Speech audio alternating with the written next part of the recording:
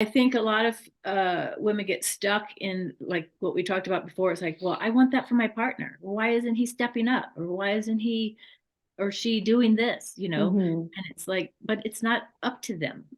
It's up to Mm-hmm. you. That's why creativity is not only your birthright, but your responsibility. You Mm-hmm. are the creator and you're the creation. Yeah. So go after it that way. And it doesn't take a lot. Just one, like I said, just one tiny turn of the kaleidoscope, just the Mm-hmm. slightest action will change everything. So thank you so much, Christina, for joining me today. I'm super excited to have you on Dating Greatly on the show today. Thank you for asking me, and I'm happy to be here. So you're the creativity queen and the author of The Art of Positive Disruption, which I love. I always have it on my desk. I just love looking at it too. It's so colorful and inspiring, and I just love kind of getting inspiration on a daily basis from it, pretty much. I So love that. Thank you. you're welcome. So yeah, being the creativity queen, I want to talk to you today about how creativity can be applied to dating and relationships. So to start off with, I want to ask you, what's the most creative date you've ever been on? When you said creative date, what immediately came to my mind was back in college, maybe even less, high school, I want to say, late high school. We did these things that we called creative dates. And we would set them up for other people. One time we took them to this area that was just being developed. The streets were laid out, but no buildings or homes or anything like that had been built yet. Mhm. So we took this couple out to this median of one of the streets, this grassy area, and set up a card table with a white tablecloth, and then I was the waitress and somebody else was a butler, Oh and my so God. we made this we got the food made at home or from the grocery store or whatever, however we did that, and we fed them dinner like they were at some fancy restaurant, but they were outside in on this median in this undeveloped area of the town. And then that was just one example that I was involved in. So it wasn't necessarily my date, but I was a participant in creating that date experience for them. So even back then, you were like super tuned into your creativity and yeah, creating this experience for another couple. Exactly. All about creating the experiences. So tell us how you met your husband, because I know you and your husband have been together for forever. Yeah. And it's just a beautiful story, and you go into it a little bit in your book here and there. So yeah, how did you meet your husband? How did that come about? Well, actually, the best way possible that I think, and I feel like you would agree with this, and that is through a mutual friend. So, Mm, someone who knew both of us, but we did not know each other. I was living and working in Kansas City, and he was living and working in Florida. And I had a business trip to uh, the area. When I was coming back to town for this business trip, I called her, said, I'm going to be in town. Let's get together or whatever. She's like, yes, definitely. And you can stay with me for the weekend and so on and so forth. And I got a guy I want you to meet. And I was like, wait a minute. Why would I want to meet someone in Florida when I have a home and a, apartment and all that kind of stuff here? yeah. And she said, she's from Alabama, so she has this wonderful Southern drawl. And she's like, I can't believe you're so narrow minded. Of all people, I was like, you don't call me narrow minded. Yeah. Right? I was like, okay, fine, I'll meet. Uh-huh.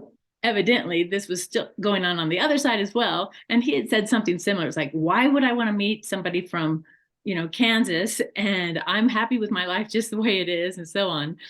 And anyway, whatever she said to him, he said, send me a picture, as most men would, right? So she Hmm. sends him a picture that was way outdated. I had long hair and, looked totally different than what I was in reality. But he Hmm. said, book it. We did Nice. it. Wow. And how long ago was this? 32 years and 14 days ago. Wow. That's incredible. So when you first met him, what was that like for you? Oh, it was so exciting because I didn't know anything about him except for what my friend Ree had said. Hmm. And so I was, of course, asking questions. I was super nervous to meet him because she said, well, one, he's older than you. Two, he has children. So anyway, I said, okay, well, let's go to the restaurant where we're going to meet before he gets there so I can have a margarita or a glass of wine or something to calm my nerves. Yeah. So we did, she and I, and there's a big plate glass window of this restaurant that looks out over the parking lot, so you know who's pulling in. And so Hmm. these cars would show up, and I'm like, "Is that him? Is that him?" She's like, "I don't know what kind of car he drives, but no, Hmm. that's not him." When we'd see somebody get out of the car, and Hmm. sure enough, soon enough, this Jaguar pulls up, Hmm. this little white sports car, right? And this man unfolds himself from it because it's a tiny little car and he's not a tiny little man. Yeah. So he unfolds himself from this car. And I was like, "Is that him?" She's like, "Yes." So he comes in. He, of course, recognizes Bree, and I'm sitting with her. He knows why he's there. He comes over to us at the bar and he says, "Hi, I'm Peyton Goss, and that is not my car." First words out of his mouth. Oh, cool. I was like, well, it's a good thing that I'm not one of those, car girls because that didn't matter to me. His car was in the shop and he happened to be borrowing one from a friend. That's a good opening line. Yeah, right. Yeah. At what point did you know that Peyton was the one for you? It was like instantaneous. I mean, Okay. people think about love at first sight and all that kind of Yeah. stuff. Um, but it was probably it was like that for both of us because Mm. I'm not kidding. That night, while Ria's away at her dinner, he's talking to me about a marital relationship. Not He's not saying me necessarily, but he's like that's what he's after. That's what he's looking for. And when he learned that I don't have any children, he's like, "Oh, you'd be a great mom and stuff." And then that's when I learned that his kids were not little; they were Hmm. preteen and a teenager at the time. So I was like, "Phew, thank God," because Hmm.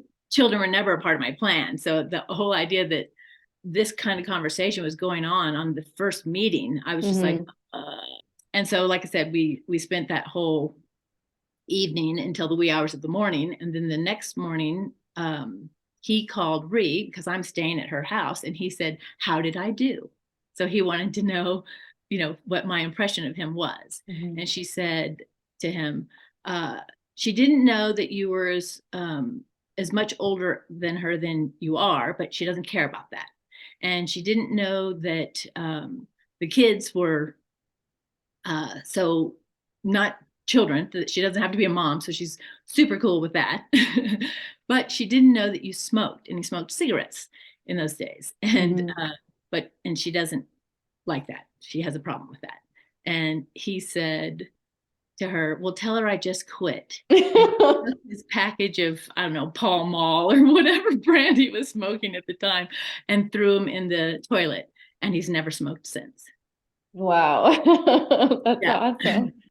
Oh, that's a great story. I guess as we go through relationships and date in our life, like when you meet that person, yeah, you just know. And also your body kind of responds as well. Did you have anything like that? Like where you just felt differently than with previous people? Oh yeah, yeah. I felt an instant kind of confidence, Mm. not arrogance, but just like, oh my God, I feel like I can do anything. He's my superpower for sure. And I've told him that many times where it's like if something is out of whack uh, between us or whatever, then I plummet. Mm. So, and he was the first person of my life to say, you can do or be anything that you want to do or be. Mm. Because I never heard that growing up. My parents weren't that kind of, you know, encouraging and, supportive and stuff like that. It was him. Mm. I was just, and I remember the first time he told me, actually said those words. We were in a mall for some reason, shopping or something. And I just looked at him like, are you for real? Because I'd never heard it before. Mm-hmm. And and when I looked at him, I don't think I actually asked, "Are you for real?" But Hmm. something that I saw made me believe, and I've been believing ever since.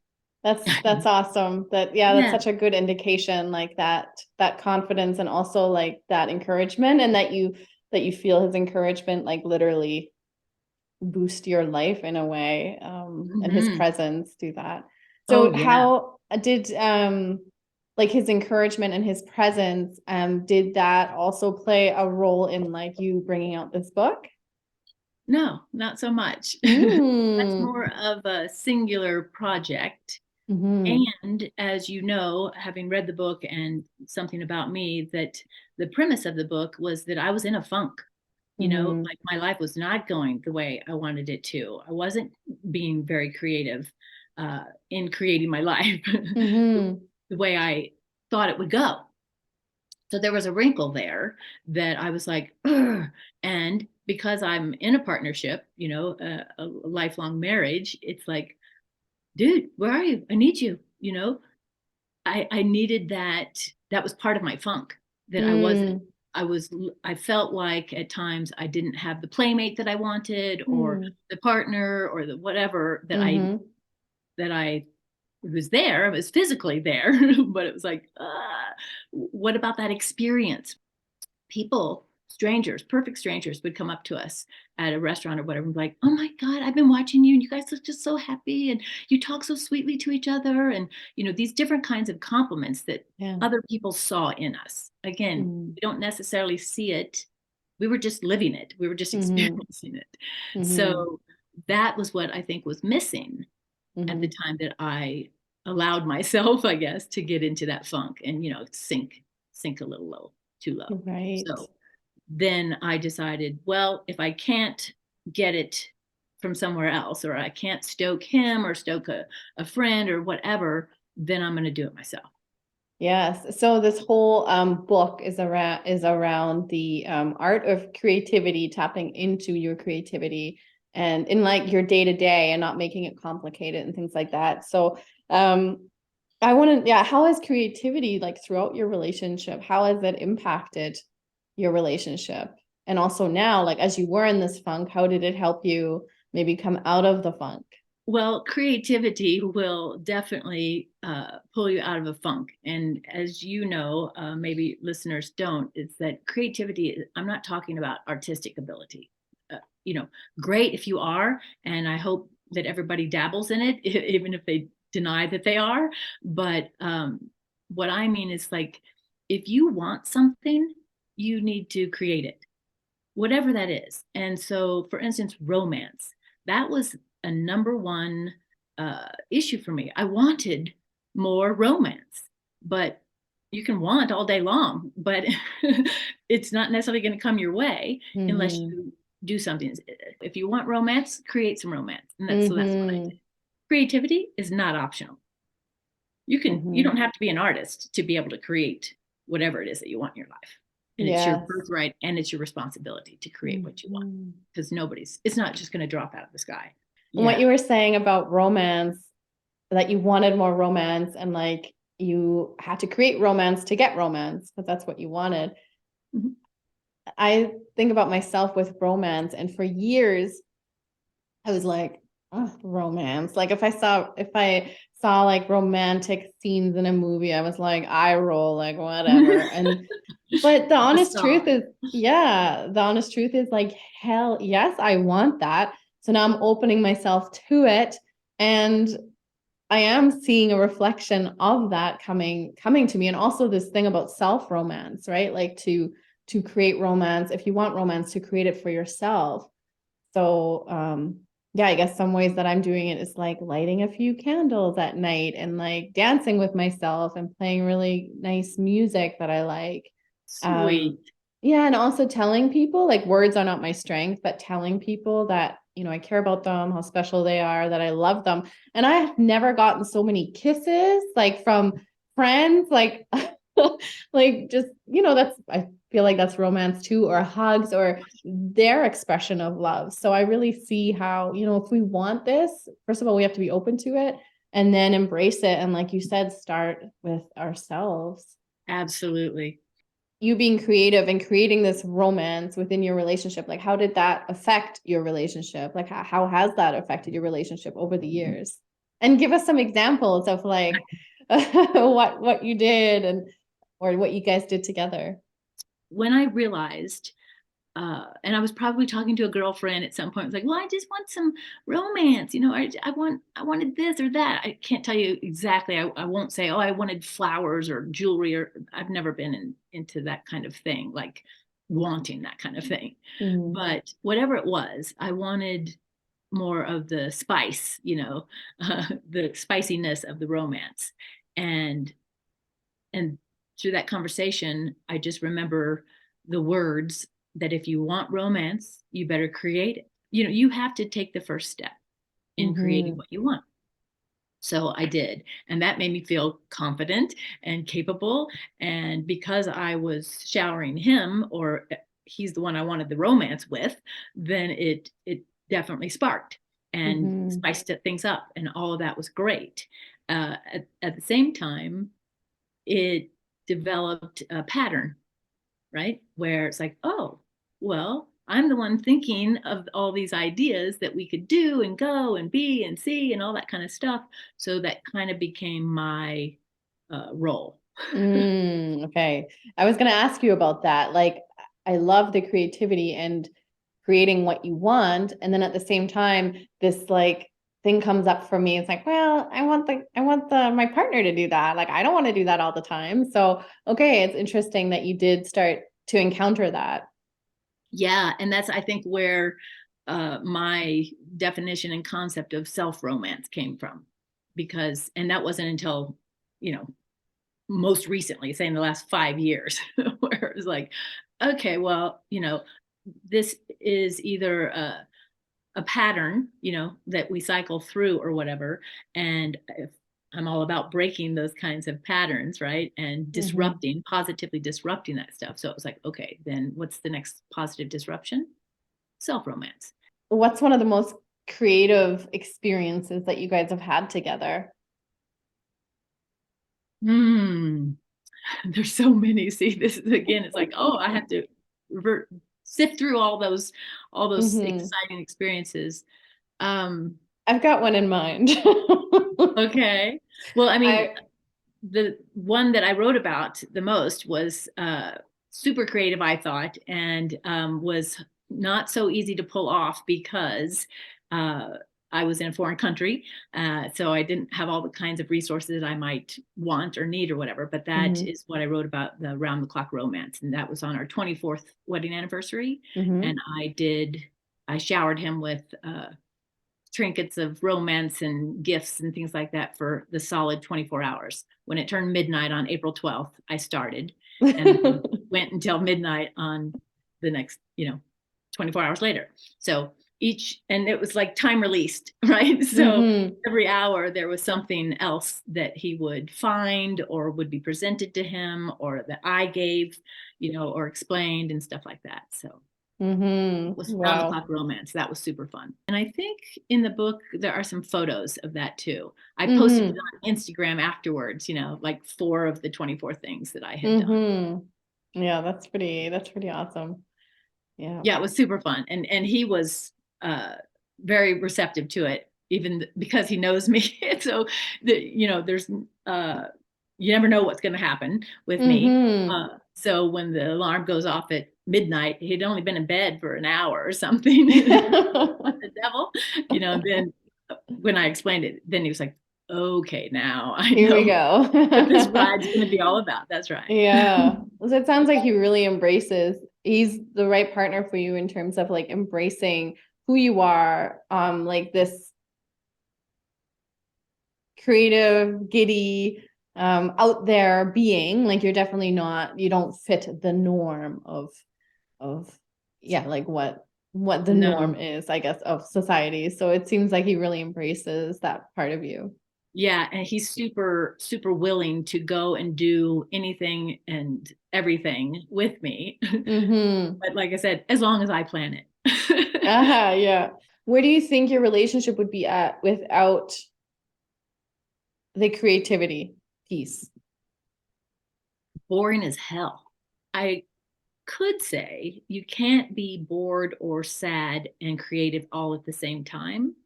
But I also believe that the boredom, the sadness, or the funkiness, or whatever level you want to put that on, is what stokes the creativity. I think a lot of women get stuck in like what we talked about before. It's like, well, I want that for my partner. Well, why isn't he stepping up, or why isn't he or she doing this, Mm-hmm. and it's like, but it's not up to them. It's up to Mm-hmm. you. That's why creativity is not only your birthright, but your responsibility. You Mm-hmm. are the creator and you're the creation.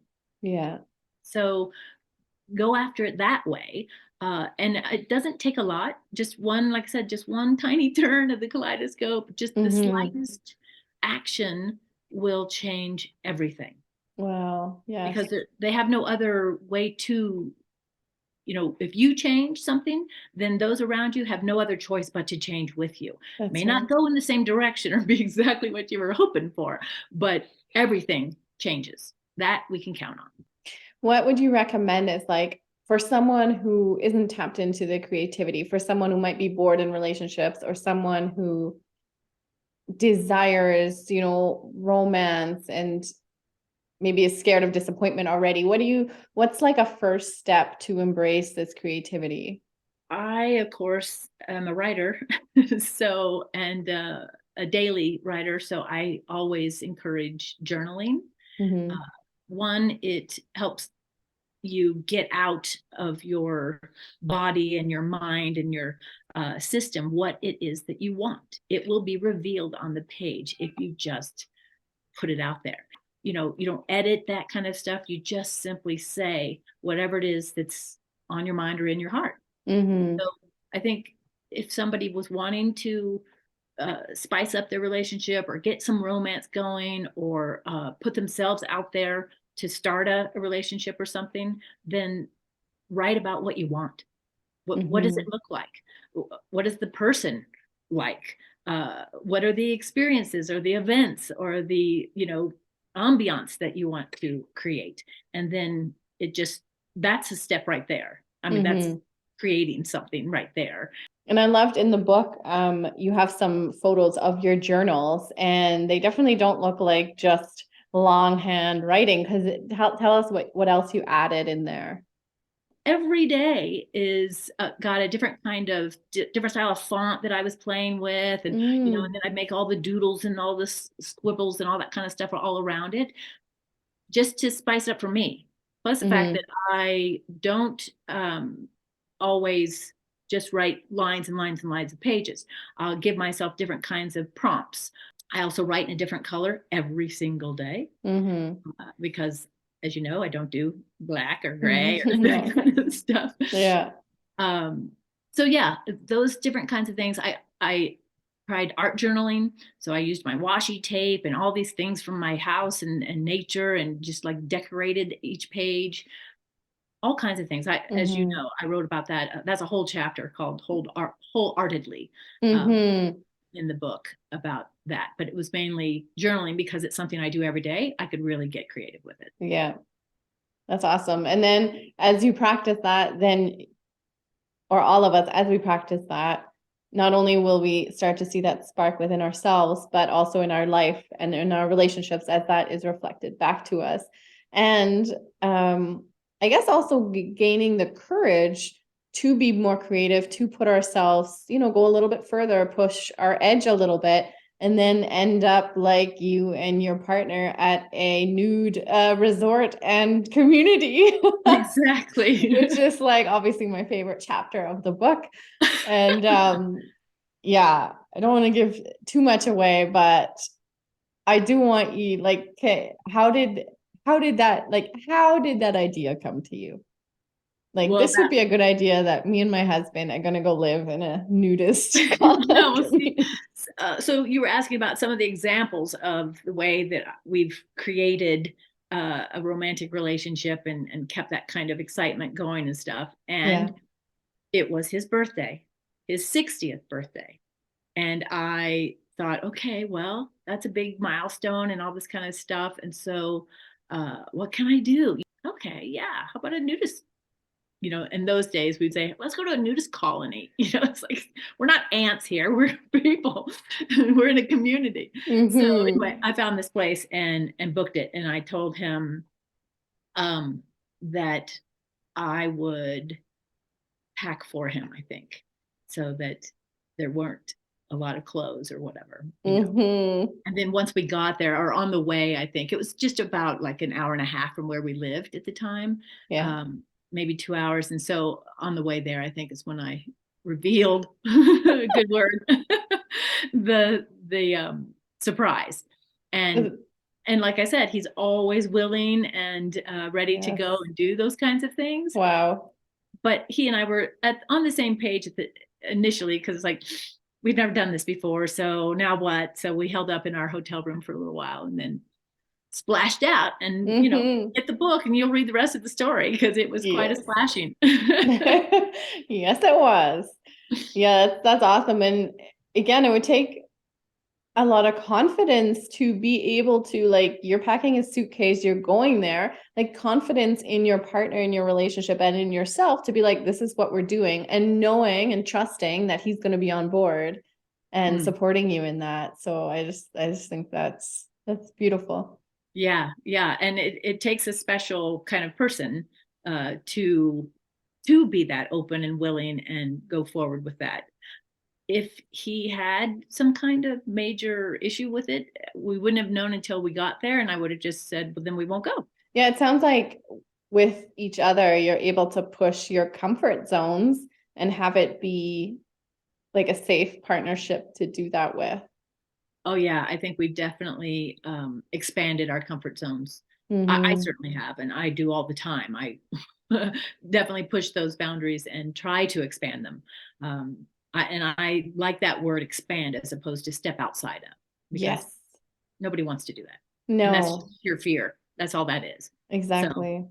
I love that too. Yeah. Expand your comfort zone. Because once you do it once, like like even the things that we try, the new things, like we never have to leave our comfort zone. We just got to push ourselves to the edge a little bit. And then once we do, our comfort zone has expanded. And then we just continuously do it and do it and do it. But we don't have to go outside. No, exactly. And that, so it's counter to what most people are saying these days in the coaching world, where it's like, step outside, get out of your comfort zone and stuff. It's like, why would I do that? Exactly. Yes. When I could expand it and have a much better experience without, sheer fright on my hands. As the conversation has evolved, I keep thinking back on other things that were super exciting and creative and romantic and, all that kind of stuff in terms of examples. And I want to also give him some credit. I don't know if that's the right word, but about our wedding, because remember, he was the first person to tell me that I could do or be whatever I wanted to, right? And I believed that, but I wasn't quite sure, because I was very young. I wasn't quite sure what and who I wanted to be. Ideas, of course, and one of them was his partner. So when it came time to plan the wedding, it was incredibly creative, not at all what you would expect from a wedding. So, one, it was on a Monday night.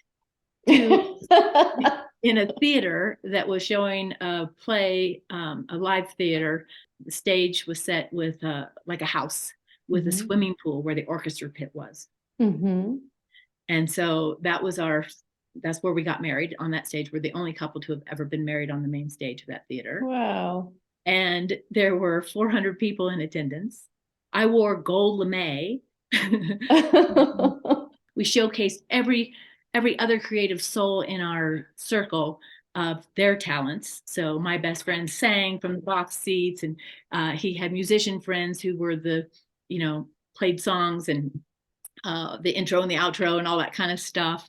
And then of course, we wrote our own vows and all that kind of stuff. It was a variety show, is what it was. Yes, that's what it sounds like. A lot of foreshadowing of your life to come. Yeah, right. That's so it's awesome. like, why would you start with that kind of thing and then fade to black. You know what I mean? That's right. Yes. Oh, that's beautiful. And that gives hope to a lot of us, I think. Yeah, especially like women that may have had crappy, unfulfilling relationships in the past and have maybe felt, yeah, no spark in their life or very dull, and they're now moving back into, the dating or relationship arena. Just to know that this is possible when we embrace our creativity, when we think outside the box, when we move to the edges of our comfort zone. So where can we get your book? Various places. One, if you're in the United States, only due to shipping costs, you can or you can get it on my website, which is just kaleidoliving.com and then /book or the Art of Positive Disruption. Otherwise, if you're outside of the States, it's available in many Amazon Marketplace. Yeah, I recommend this book for sure. It just has so many neat ideas. I'm someone who's sometimes blocked creatively, or who sometimes I think I need to be, like you said, this artist, and you really don't. And there's so many neat ideas in this book, and some great pictures and just lots of inspiration. I'm trying to find some pictures here. Where's the pictures? But here's a picture of, this is for the video version of the podcast, but here's a picture of Kristina's journal, which is also very inspiring. And yeah, I've gotten a lot out of it. So thank you. I'm so glad. I recommend everybody get it. And it's so nice to look at. It's just wonderful room decor as well. Really, it's bright and yellow. The color your eye is first drawn to. That's right. I love what you had to say about the book, and I'm so thrilled that you're enjoying it and finding the ideas, because that's the whole reason I wrote it, is to, as I say, it's descriptive. So I describe what I did in terms of an experience, but then I'm this, fountain of more ideas that I had to get out there. So if my description or my idea and experience doesn't work, then there's a gazillion more ways in each vignette that you could try. And that's all it takes, is just one thing for you to put your signature on, to put your twist, make it your own, right? So my book is not a prescription. It's not a recipe. It's not an instruction manual. It's a creativity companion, I like to say. Yeah. And it's suggestive. I mean, you can take that word any way you want to. Yes, I'm just suggesting things. So awesome. So before we wrap up today, I want to know, what is your favorite song right now to dance to? Oh my God, my favorite song to dance to? I'm going to say Hot Stuff. Hot Stuff? Donna Summer, is that what it's called? Hot Stuff? I'm going to add Hot Stuff to the Dating Greatly playlist, which I'm curating from all my guests. And it's pretty awesome. So I just it's just a great dance list for us to also be creative in our movements and just, find a lot of joy. So that's available on Spotify, and I'll share that as well. Okay. Yeah. That one came to me because I just recently heard it. I've been packing, and so I'll play music while I'm doing that kind of mindless stuff. And I just heard it. I was like, yeah, I just started grooving to it. And I think it's perfect for this Dating Greatly podcast as well. Yes. Just talking about the topic, let's say. Thank you. And thank you so much, Kristina, for joining me today. It was a treat talking to you, hearing about your experience. And you're such a joy. It's always my pleasure to talk to you, doll. Absolutely. Thank you for having me and for letting me share all of that. There's so much more. I mean, we can't really compact 32 plus years into, or more. I mean, I've been dating since I was 16. So it's a large repertoire. Yeah, exactly. Awesome. Thank you.